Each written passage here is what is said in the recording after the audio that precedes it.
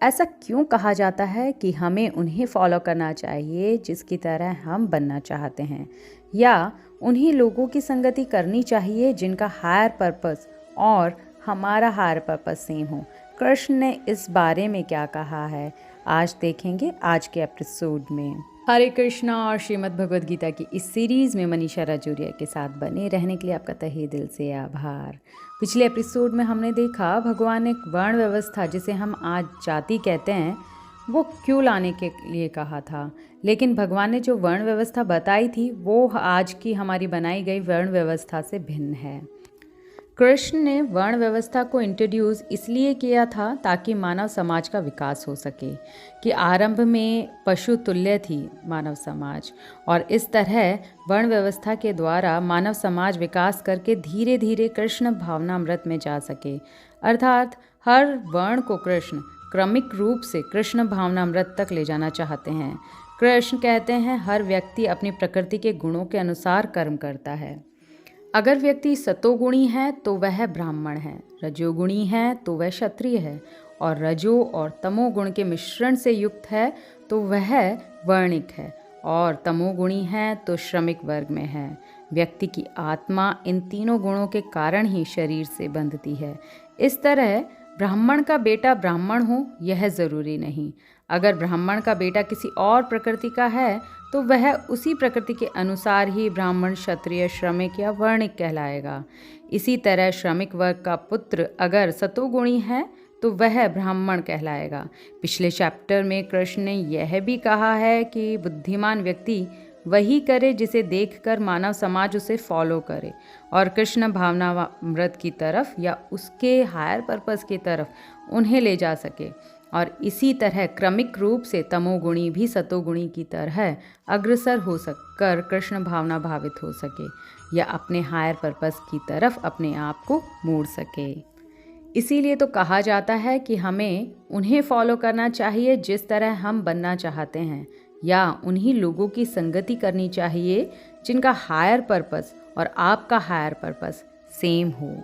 सतोगुणी, तमोगुणी और रजोगुणी व्यक्ति कैसे होते हैं यह मैंने अपने पिछले एपिसोड में बताया है, पर आज मैं इनके बारे में थोड़ा सा और डिस्क्राइब करना चाहूँगी। सतोगुणी व्यक्ति बोध और ज्ञान प्राप्त करने में लगे रहते हैं, और ऐसा करते हुए उन्हें यह समझ आ जाता है कि सुख और दुख टेम्परेरी हैं, और उनमें यह भाव बना रहता है कि वह सुखी हैं, और उन्हें कोई भौतिक दुख ना हो उसके लिए जो कर्म किए जाते हैं वह सतोगुणी के द्वारा नहीं किए जाते। वो आदर्श बनकर दूसरों को अपनी आत्मा को समझने और उनके हायर पर्पस से उन्हें जोड़ने की कोशिश करते हैं। इसी तरह रजोगुणी व्यक्ति इंद्रिय तृप्ति के लिए भागता है। ऐसे व्यक्ति राष्ट्र, समाज, परिवार, ग्रह में सम्मान और इनके सुख की कामना करता है, जिससे कई बार वह ना चाहकर भी कर्म बंधन में पड़ जाता है। आधुनिक सभ्यता में संपूर्ण विश्व ही रजोगुणी के वशीभूत है। इन दोनों के विपरीत तमोगुणी व्यक्ति है, क्योंकि सतोगुणी और रजोगुणी कर्म तो करते हैं, लेकिन तमोगुणी व्यक्ति आलस में भरा रहता है। वह हमेशा कंफ्यूज रहता है और ना कभी माइंडफुलनेस या आत्मा को जानने की चाह रखता है, और आलस, निंद्रा, इनकी वजह से वह सदैव निराशा महसूस करता है और भौतिक द्रव्यों के प्रति व्यसनी बन जाता है। उसमें तत्व ज्ञान जानने की जिज्ञासा नहीं होती, और इस तरह वह पतन की ओर अग्रसर रहता है।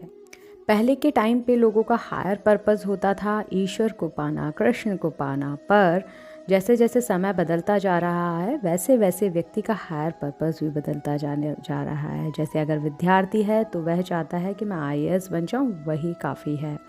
माँ है तो वो चाहती है कि मैं अपने परिवार अच्छे से पाल लूँ तो काफ़ी है। व्यापारी है तो उसे लगता है कि मैं अपना व्यवसाय अच्छे से चला लूँ, मेरे लिए वह भी काफ़ी है।